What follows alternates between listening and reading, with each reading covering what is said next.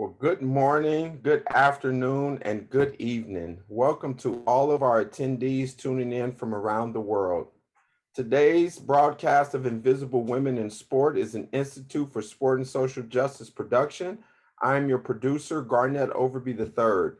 All guests will be muted during this production, but I encourage you to use the chat feature to ask a question or leave a comment. We will reserve time at the end to answer your questions. So now, without further ado, I would like to welcome our host, Candace Martin. Thanks, Garnett. Hello, everyone, and welcome to Season 3, Episode 6 of Invisible Women in Sport. And I'm your host, Candace Martin. Today, you all are in store for a very, very special treat as I am having a conversation with DeeDee Merritt, Director of Leadership Development at the National Collegiate Athletic Association, or also known as the Ncaa. Thanks, DeeDee, for joining us today. I am so happy to be here and especially to be with you. Absolutely. So definitely a full circle moment for me. I'm sure it is for you also, DeeDee. For y'all that don't know, I am a former PGIP alum, and I was I still am one of DeeDee's babies. So I like to say we have a relationship, and I'm very excited to sit down with you today. Yeah. So I told you that yesterday that we would do rapid fire or 2 truths and a lie. Okay. We're going to do rapid fire. Okay. I'm here for it. Let's go. And you all will learn that DeeDee refers herself as a linebacker. So she's an athlete at heart. So we're going to see how she performs under pressure. Okay. Get my 30-second timer going, and then we're going to jump in. Okay. All right. Favorite NCAA program? Favorite NCAA program is oh gosh, favorite NCAA program. I'm trying to think about, is it mine, or I want to be selfish to talk about mine or someone else? You can talk about yours, so leadership development. Oh, favorite NCAA program, Student Athlete Leadership Forum. Very nice. Favorite Beyonce song? Oh gosh, if to the green light. What was your first job? My first job was working at a store called the Spice House in Milwaukee. I was actually their display person. I stood in the window and stirred spice mixes. And so, yeah, that's what I did all afternoon when I got out of school and went home smelling like garlic every day. Very nice. Last question, your favorite dish to cook? Steak. I love a good steak on the grill. Very nice, very nice. You did well. You did very well. I don't know if you all know, but DeeDee loves to be in the kitchen. I do. Twitter a little bit. And I was like, okay, DeeDee, she likes to get in the kitchen a little bit. So absolutely, definitely excited. So pretty much, so we talked about the pre-screen, how you're wearing a special t-shirt today that we did want to highlight. So tell us about your t-shirt and what it actually represents. So yes, so everyone, I hope you can all see, this is hot off the press, the NCAA's Title IX at 50 celebration shirt. And my colleagues in inclusion, Amy Wilson in particular, gifted this shirt to me today. And I was like, oh my God, I have to hurry up and get home so I can wear it today, because this is about invisible women in sport. And as we all know, Title IX celebrates our formal entrance into this space. So I'm just super happy to be able to have it on today. Absolutely. Thanks for wearing that, and thanks for bringing that, allowing this platform to be remembered so it can serve and to provide awareness to everyone, people that may not know, but also to let it know, like, we're still working, we're still making advancements and moving forward. All right, DeeDee, so we're going to jump right in and have the conversation. So pretty much we met a couple days ago in the pre-screen, and we kind of went through how our conversation would go. So pretty much just tell us about, what did your start like in sports? What did that look like for DeeDee? So my start in sports actually started at home. I was raised by a woman who was an avid sports person. My mom played tennis as a sport, but my mom was an astute follower of sports. And so it was nothing for you to come into our house on any given day and see football, the Olympics, baseball, tennis. I remember as a kid in the summer times watching Wimbledon. I'm from Milwaukee, so we were always watching the Milwaukee Brewers. Green Bay Packers, you know, anything that you could think of. When I was a kid, I remember vividly remembering with the Olympics, the ice skaters, the Winter Olympics. So any sport that you can think of, my mother watched, and that was my entrance into sports. Just marveling at the physical abilities of individuals that trained and worked hard to be able to compete at the highest level. And so that's where I started to develop such a healthy dose of respect for athletes as a whole.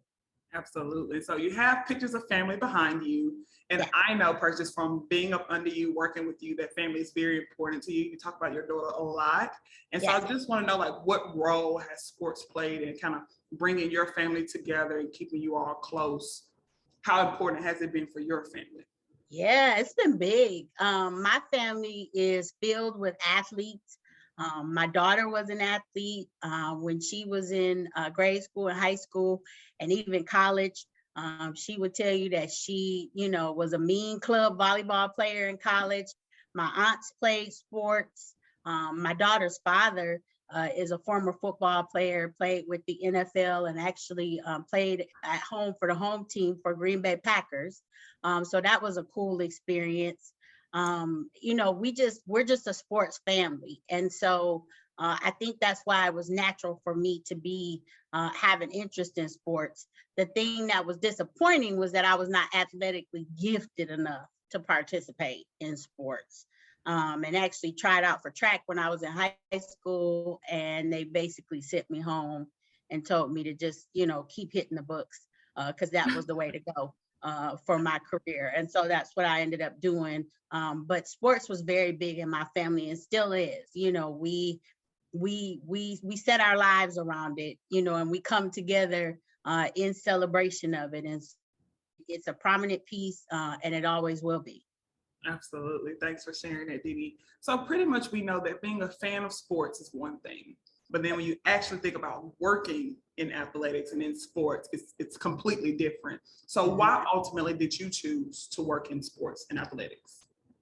You know, it was something that fell in my lap, actually. I was always a fan of sports, but at the time that sports became a profession for me, I was working for another state agency in Wisconsin and had a good friend there who transferred over to the University of Wisconsin-Milwaukee.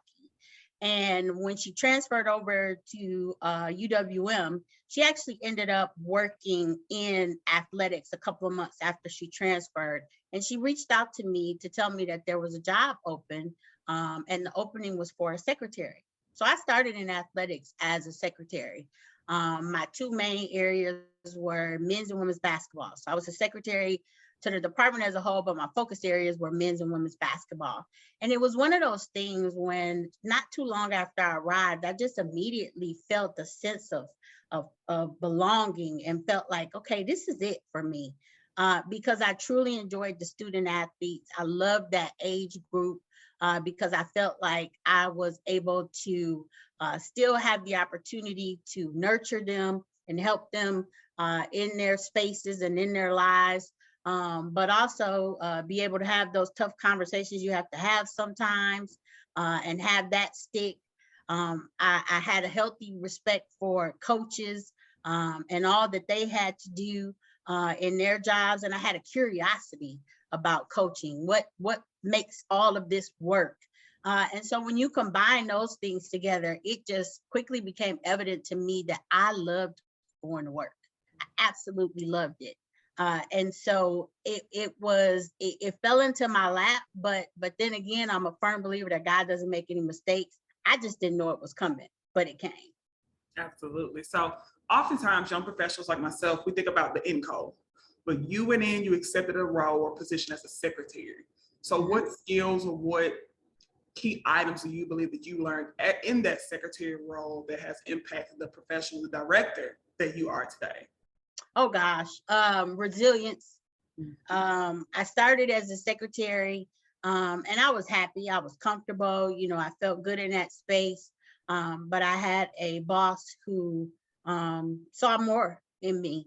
and actually approached me about had a conversation with me about mentoring and wanted to mentor me, and said that he saw more of a larger role for me in the department, that I could do more and be more, but that it was going to be difficult. It was going to take a lot. I had stopped attending college years prior to that to have my daughter. But it was always something that was in the back of my mind, that I knew I was going to go back and finish school. And so all of these things came together, and it was tough. And it took resilience and it took grit to be able to carry through and get to the end goal of completing my bachelor's and my master's and then being promoted. Because I was in spaces where some of my colleagues still saw me as a secretary. And so trying to navigate those spaces and conversations and put myself in meetings and higher level conversations at times was difficult, because people just didn't see me that way.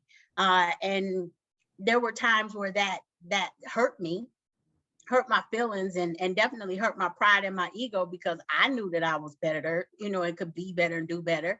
But sometimes when you fall down, you just got to dust yourself off and stand back up and keep going. And so it really was about those two things for me. It was resilience and grit, and understanding that there was a bigger purpose for me.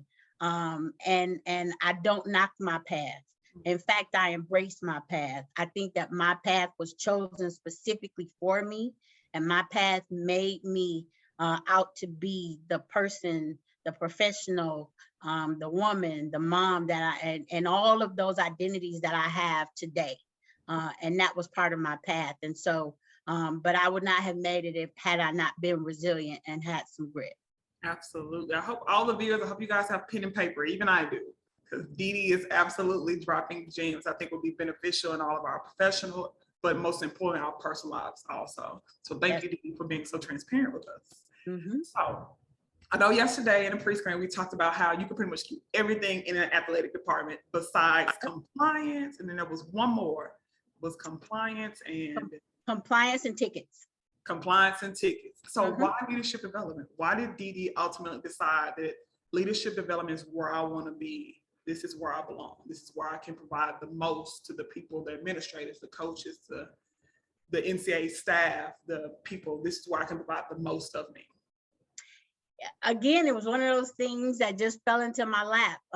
At the time of my graduation with my MBA, the athletic director that we had at the time promoted me to assistant athletic director. And one of the first conversations we had was, DeeDee, you're really, really good. You have a really great rapport with the student athletes.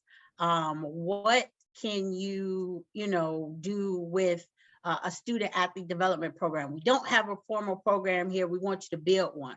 Okay, great. I'm not one to shy away from a challenge. And so in a follow-up conversation, we were strategizing about what we needed to do and what resources there were out there.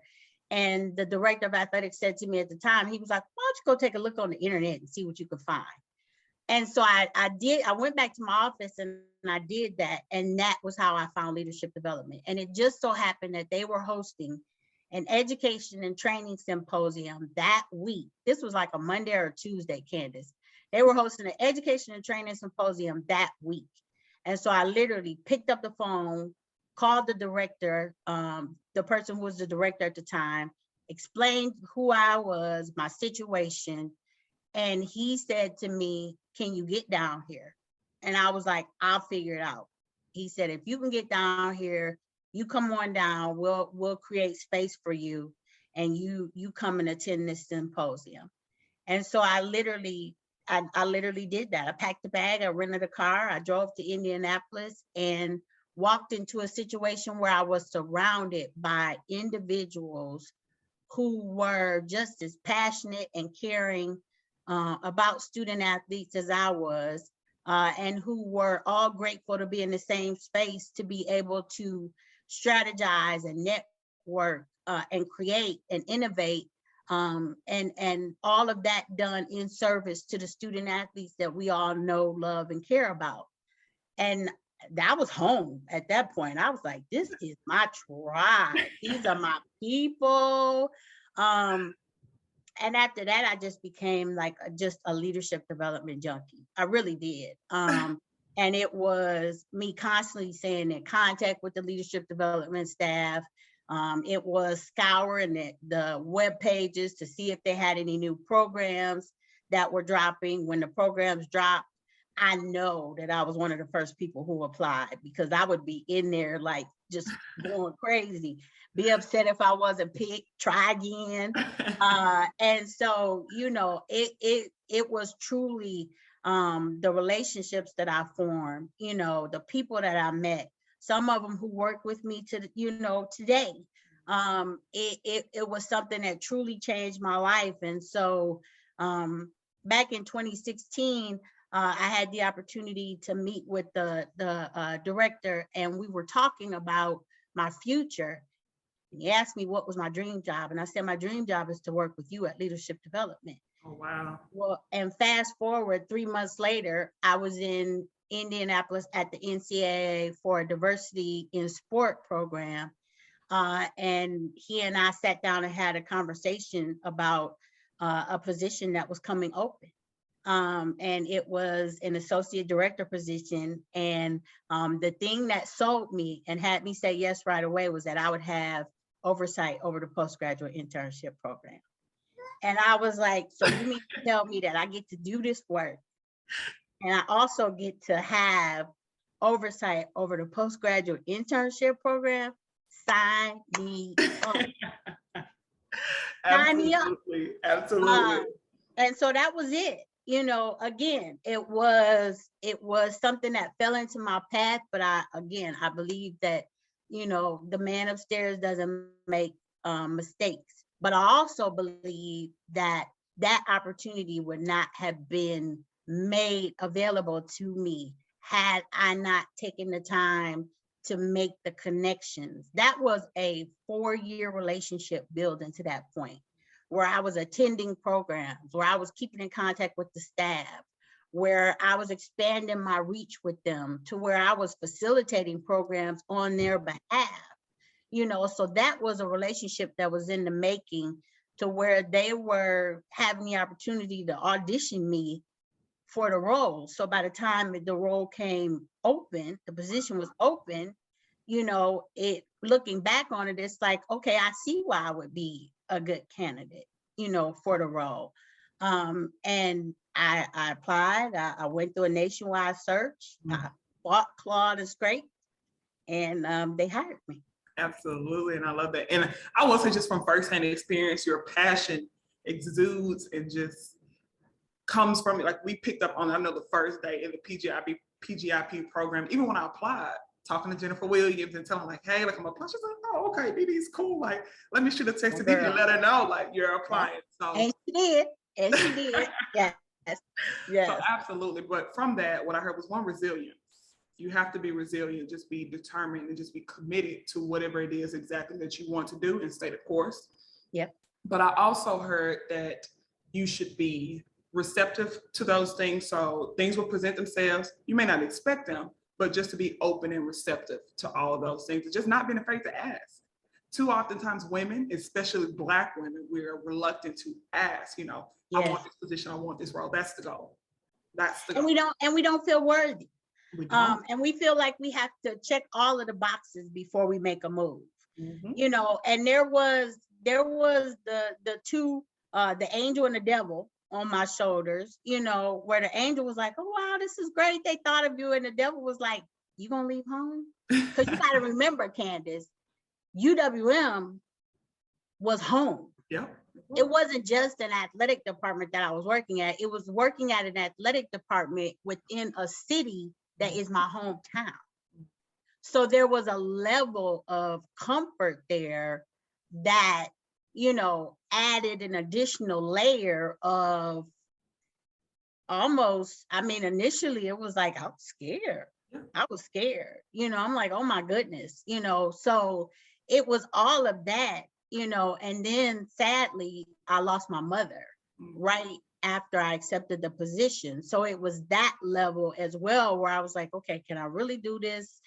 But, thinking about all of the things that led me to that point, and most importantly, thinking about how excited my mother was when I was telling her about the opportunity, I knew that I had to go and give it my best shot. Absolutely. Thanks for sharing it, DeeDee. Yeah. So now we want to move into what do you do now as a director for leadership development at the national office? So pretty much we know no day is the same. We know every day you walk in, it's kind of like, all right, like what's going to be on the docket today? But take us through an ideal day for you when you arrive at the national office. An ideal day would be a meeting-free day. That would be an ideal day, if I'm being honest. But my days really consist of strategy, planning, and linebacking, and connection. So those 4 things. Strategy, I'm always thinking about what's our next steps. How is everything that we're doing fitting into our individual mission, vision, and values for leadership development, how it's fitting into the national office, mission, vision, and values, the membership, because they're the most important. Those are the people we serve. Planning.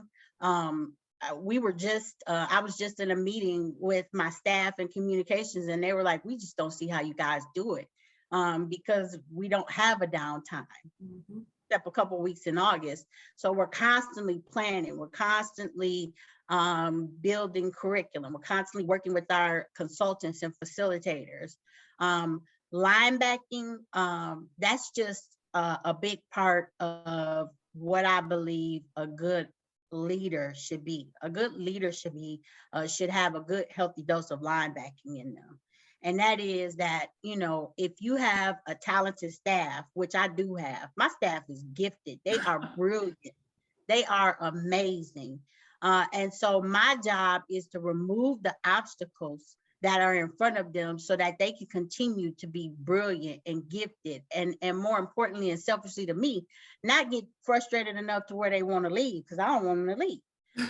So when problems come, and situations and things have to be taken care of, I have no problem in putting on my shoulder pads and getting in there and moving those problems out of the way of my staff.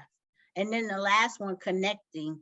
And connecting is, yes, definitely on, the macro level, making sure that I'm having connections with the team, as far as our colleagues in the building, our external colleagues, but most importantly to me, making sure that I'm making time and making connections with my staff outside of the linebacking piece, making sure that I'm connecting in with them as people and connecting to make sure that they're okay, that everything, at home is okay, that we share a good laugh, that when we get time and have the availability, that we share a good meal, just having those connections with them, because when I think about it professionally, they're the most important people in the world to me. And they're also just good people, and I love them, and I'm not ashamed to say that I love my staff. So yeah. They're family. They are family. They are. And the chat is going crazy. They said the leadership development team is the truth at the national office. Yeah. Much love there. I'm not trying to disparage anybody else, but my staff is a beast. They are beasts in their own right. They have they are passionate about what they do. And I am a firm believer that if you can bring passion into your work, then there is no obstacle that you can't overcome, and you will always pursue excellence as long as you have passion. If you don't have passion in what you do every day, you might want to take some time to reflect and think about, is this truly the path that you want to be on? And maybe you need to do a quick pivot. And so absolutely, they're beasts. I love them. Absolutely. I think it starts with you. And I think that your passion is contagious. And so I think that, they really don't have a choice. So, if it's coming from the leader, if it's coming from you, your team can't help but to respond. They're talented, they're skilled, they're smart, they're intelligent. but also that passion piece is also a direct reflection of you also. So I'm going to give you credit. I'm going to toot your horn because you're not going to do it. So I got you. But you know what, you're right in terms of, leaders should truly be invested in the job. One of my sayings is that I always say that if you can, a job stops being a job and becomes a joy when you can marry what you do for a living with what you're passionate about. When you can have those two things intersect, a job stops being a job and it becomes a joy. And I don't think that I have one person on my staff who doesn't look at their job as a joy. And that doesn't mean that we don't have bad days. That doesn't mean that Lamar and I don't sometimes call each other on our drives home or in the evening and have our petty sessions where we complain about stuff. We do that just like everybody else does. Yeah. But overall, if you're waking up every day and you're excited about what you do, and you really feel that passion in your soul, then that's not a job that you have, that's a joy. Joy, absolutely. I think that's the first reference we've heard of it just like that on this platform. So I do thank you for sharing that. And I'm sure we all got that written down. We'll definitely note that. So I guess the next question I have is, so you guys do a lot of programming, a lot of leadership development programming, creating new programs. We're always seeing new programs. So what does that process look like for developing new programs such as the Foundations of Fundraising or Arise, and also athletes using their power? What is the background? What do the steps look like leading up to developing those programs? So the first thing that you have to do is you have to bring in the metrics. Metrics are important. As far as anything that you're trying to do, the metrics are important. Let's take Foundations of Fundraising, for example. And this is obviously after you've had those sort of initial conversations about what if, you can dream, but once you get past the dream stage, if the numbers aren't making sense for you, then it's not worth it for you to do it. So thinking about like Foundations for Fundraising, for example, Lamar and I have been talking about how do we connect with the affiliates organizations within the NACDA umbrella to, have some better connections, do some program collaborations. And throughout all of our conversations and meetings with internal, external folks, thinking about career paths and the like for women and people of color, the pathway of development is a pathway that most, women and people of color don't take. The numbers. And so when we went back and did the research, you looked at the numbers that were in there and they're abysmal. So then all of a sudden it's like, okay, so the numbers prove that the hypothesis is valid. So now let's start to build and move forward. And so then after that, it's about just doing the research. And that research for us is really making sure that we're connected with folks in the industry. Having conversations about what are you seeing in X? So with this, is what are you seeing in this fundraising space? I worked a lot with a gentleman who is a senior fundraiser at the University of Minnesota, who actually teaches this for a living. So I was asking him, so what are you seeing? What do you see on the landscape? Like, where are we? Where are the gaps? We always talk about gaps in my department. So where are the gaps and how do we address them? And so then through that sort of brainstorming is when you start to narrow down what are the main areas of focus, what are the competencies that need to go along with that area of focus. You start to marry those pieces together, and that's when you start to build out your curriculum. As you're building that out, for us, because we work with a lot of partners, then I started to look at, so who else could we additionally partner with to be able to teach this, who also, when we're thinking about women and people of color, could provide that sort of advocate and amplifier impact that is needed.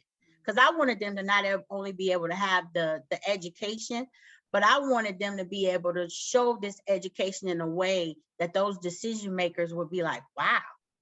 And so that's when we brought in the Lilly Family School of Philanthropy and had them teach the course.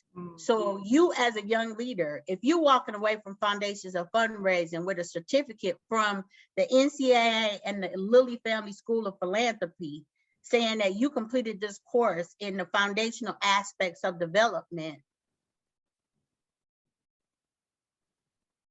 and already, you know, we've had about 4 or 5 of our participants who've used that to get new jobs or to get promotions. So it's really about doing that, doing the dreaming. You have to dream, you know, and then making sure that the numbers, you know, that the high, you know, the numbers, the facts solidify the hypothesis, and then having those conversations, doing that additional research. And that is what starts to shape your curriculum, and then you just move forward from there. Absolutely. So engaging experts. So people that will do the dreaming at the national office, get some ideas flowing, but we need the experts to kind of provide the meat and give us the substance. Okay, what should be the focal points, and what exactly do our participants need to walk away with? What's most important? Absolutely. Absolutely. Indeed. So I did enjoy your hypothesis and facts and research purposes, because for you guys I'm so old. I know I do the hypothesis. Oh, I'm old as dirt. I'm sitting here looking at my boy Brian Townsend. He know. You know. Mm-hmm. Absolutely. Once upon a time, DeeDee wanted to be a marine biologist, so I can kind of see it trying to come out every now and then. I told you that scientist is in me. It's never going away. So in light of these specific programs and initiatives, are there any current programs that you guys are working on, or any initiative that you have upcoming that you would like to speak on that you're kind of excited about? Oh, how much time we have?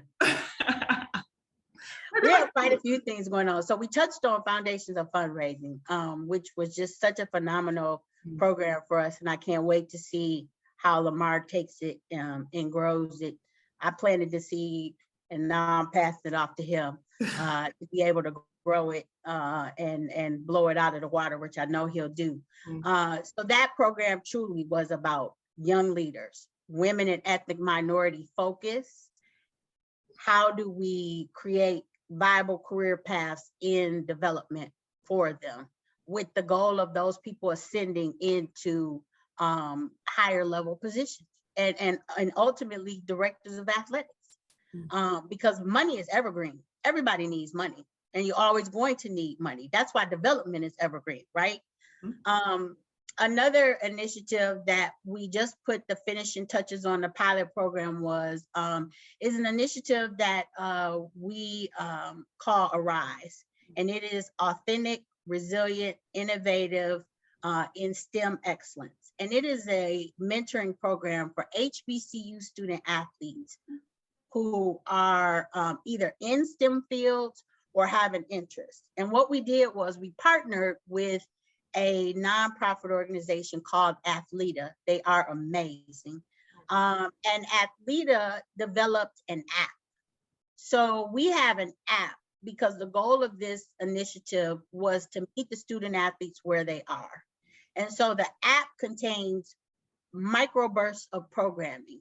We built a curriculum. The curriculum consists of microbursts of programming. So very short pieces, 1 to 2 minute videos, 1 to 2 minute assessments, and then combine that with the mentoring piece, which was a virtual mentoring piece that allowed student athletes to connect with institutions, other institutions. We had 3 institutions in the pilot program in virtual mentoring, group mentoring sessions with professionals in STEM.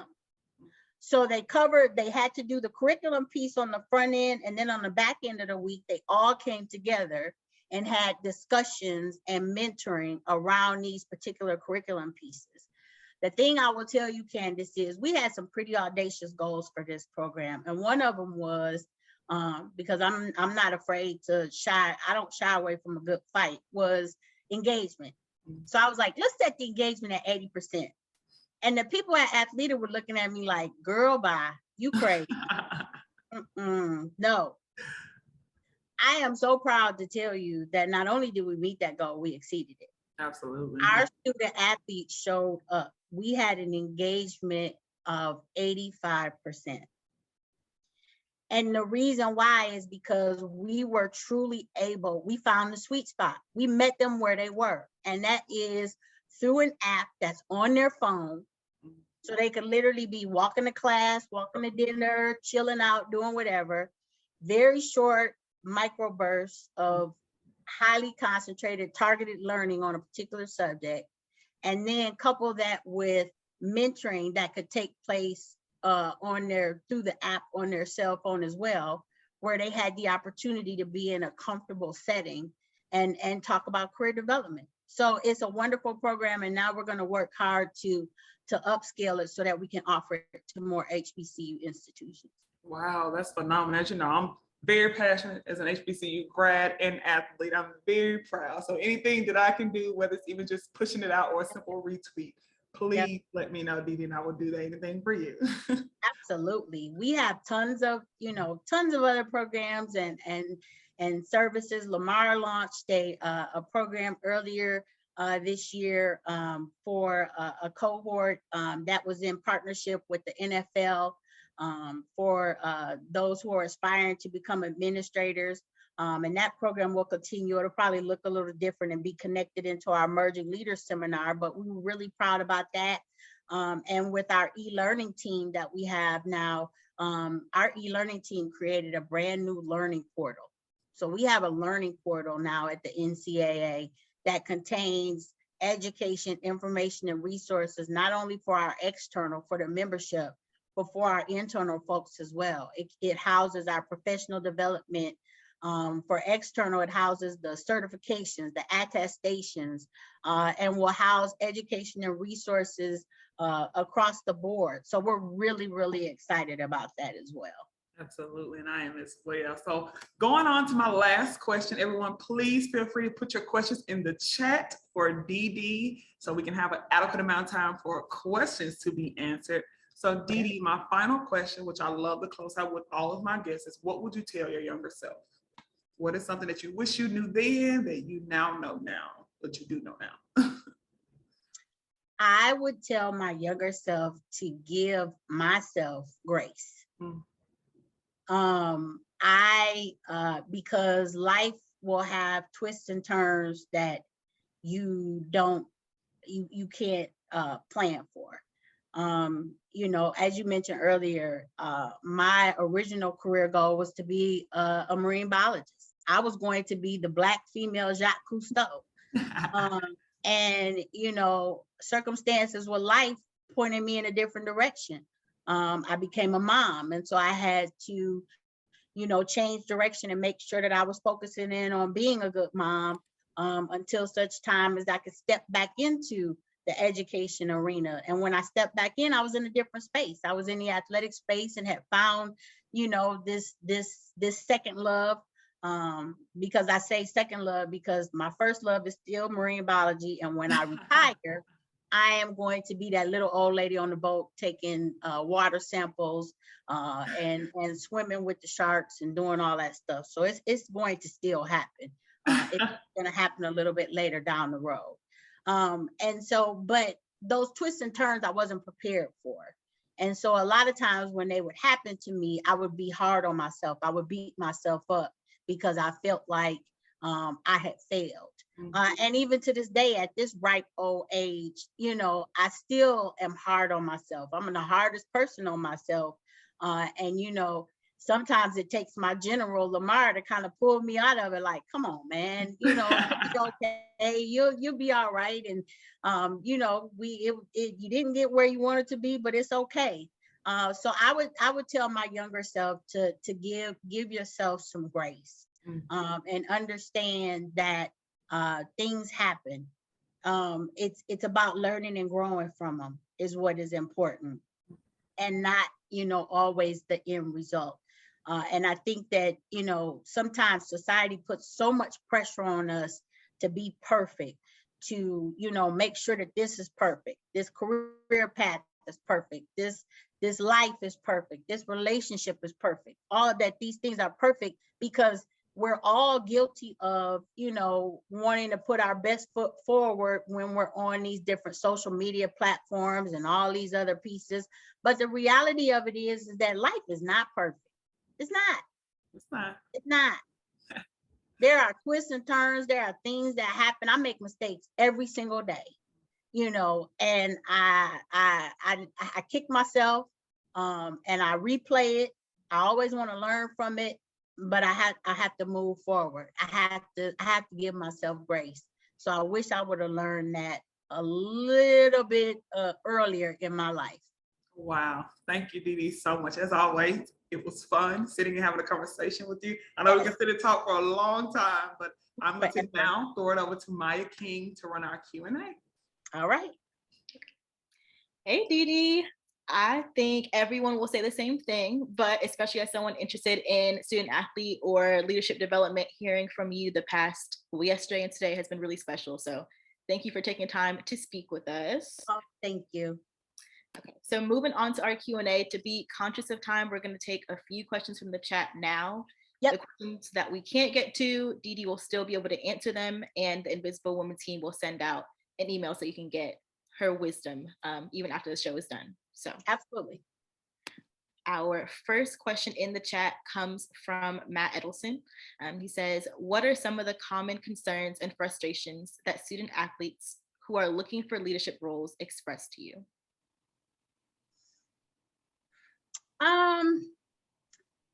Frustrations usually center around like that career path. A lot of student athletes and young professionals, they have that end game in mind. A lot of times they can't see the path forward, or it is they see the path forward, but they see the path forward through the eyes of others and what other people tell them. Well, if you want to do this, you have to do it this way, and that's the only way that you can do it. You can't do it this way. If you want to be a director of athletics, you can't be in the academic space or in the compliance space. You have to be in the business space or, the external engagement, external operations space. So it's really about having people keep that long-term goal in mind, that end game goal in mind, but understanding that your path is your path and that you can gain experiences and movement along the way. It's about being strategic with what it is you're doing on a daily basis, and how are you making connections and how are you tying it to the big picture. So a lot of times when I talk to student athletes who are looking for paths forward, not just in athletics, but just in life, it's really about getting them to slow down and strategize and make sure that they are applying strategy to the positions and the paths that they're looking at moving forward in. Strategy is key.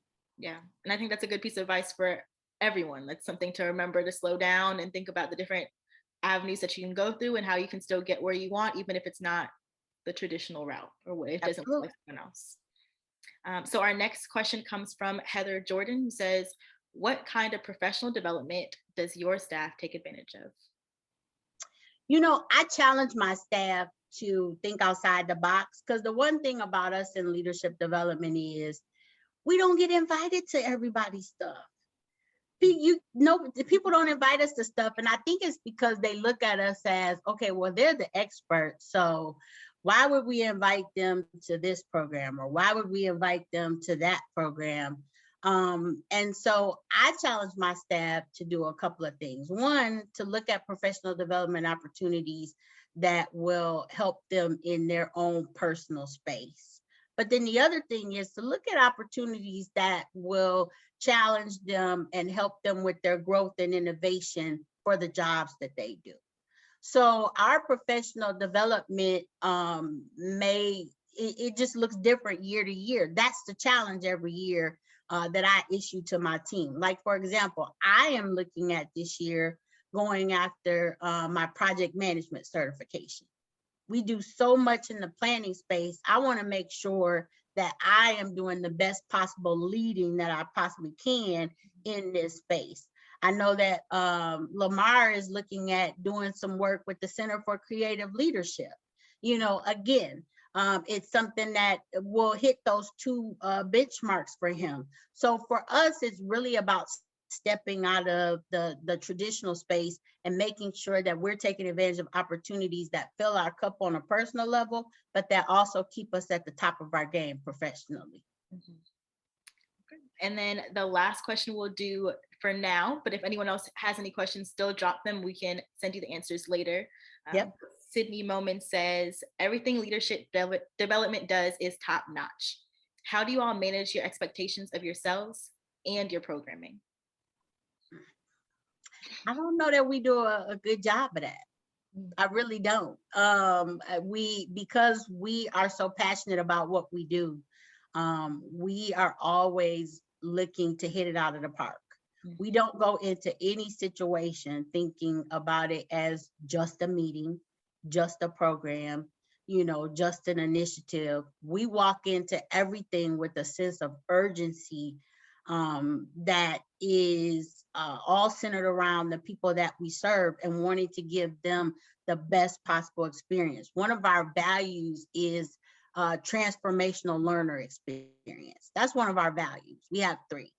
So that's one of them. So you can imagine how that plays out for us.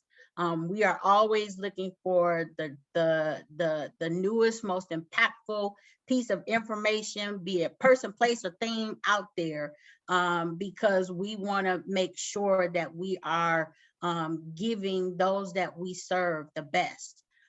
Because of that, I think that, we are hard on ourselves at times, and we don't manage that as well as we should. But what we are good at is being supportive of one another and making sure that we're there to put our arms around each other and celebrate one another, uplift one another. And at times when, one of us is feeling disappointed, really just embrace that person and say, hey, you don't see what you did, but we see what you did. And it's phenomenal. So we place a lot of pressure on ourselves, but that pressure is born out of a passion and desire to do the best that we can every single day. Mm-hmm. And still shows the importance of team, because y'all are still making sure you're working together and all feeling like you're pulling your weight and then some on top of that. So we can't do it by ourselves. I'm nothing without my team. People want to say that, I'm great and I just, to me, I'm nothing without them. So yeah. All right, I'm gonna send it back to Candace to close out. Thank you again. All right, thank you. Thank you, Maya, for running the Q&A. Also, thanks, DeeDee, for just being your authentic and transparent self. Absolutely. And like I said, it was a great episode. So now I'm going to work to close out the show today. All right.